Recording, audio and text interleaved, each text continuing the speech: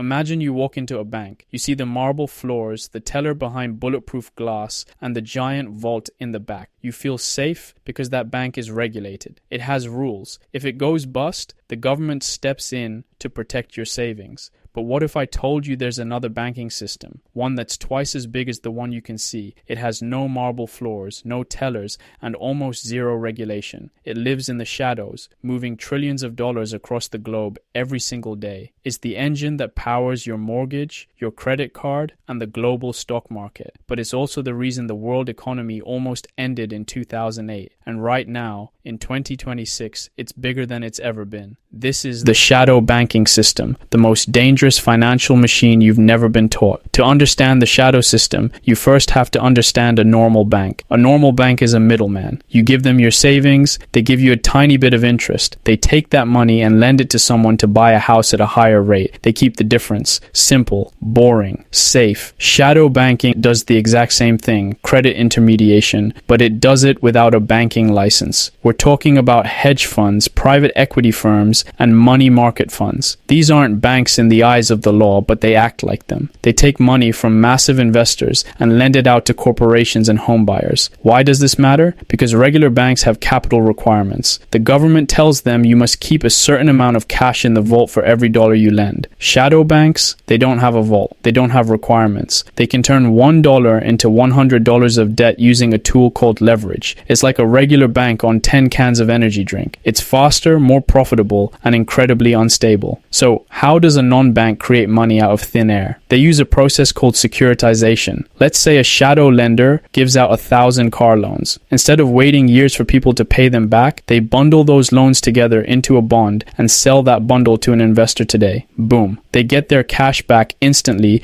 to go lend it to 1,000 more people. But the real secret sauce is the repo market. This is the plumbing of the global economy. In a repurchase agreement, a shadow bank borrows cash overnight by offering a piece of debt, like a government bond, as collateral. It's a 24-hour loan. Trillions of dollars of these loans happen every single night. If the repo market freezes for even 1 hour, the entire global economy stops. ATMs stop working. Ships stop moving. It's the heartbeat of capitalism, and it happens entirely in the dark. But there is a darker side to this plumbing. In the traditional world, if a bank runs out of cash, the Federal Reserve acts as the lender of last resort. It pumps money in to keep the lights on. In the shadow world, there is no Fed. If investors get scared and stop accepting your collateral, the music stops instantly. You can't just go to a government window and ask for a bailout. You just die. And because everything in this system is connected by these overnight loans, one shadow bank's death can trigger a cardiac arrest for the entire global market. If shadow banking is so efficient, what's the catch? The catch is that shadow banks rely on a lie. The lie that the collateral is always good. In 2008, the shadow banking system used subprime mortgages as collateral. Everyone thought these bundles were as good as gold, but when people stopped paying their mortgages, the collateral turned into trash overnight. Because shadow banks aren't real banks, they didn't have a lender of last resort. There was no government safety net to save them. When the repo market realized the collateral was fake, everyone stopped lending. The heart stopped beating. Lehman Brothers wasn't a bank in the traditional sense. It was a giant shadow bank. When it collapsed, it took the world with it. The government had to step in with trillions in bailouts, not just to save the marble floor banks, but to stop the shadow system from imploding the entire planet. You'd think after 2008 we would have shut this down. We did the opposite. We put so many regulations on normal banks that they stopped lending to risky businesses. We thought we were making the system safer, but risk is like water. It doesn't disappear, it just finds a different path. Today, shadow banking represents nearly 50% of all global financial assets. We're talking about over $200 trillion. In 2026, the new frontier is private credit. Massive investment firms are now the primary lenders for medium-sized businesses and even giant corporations. They aren't using your deposits. They're using locked-up capital from pension funds and insurance companies. On the surface, it looks more stable than 2008 because the money can't be pulled out overnight.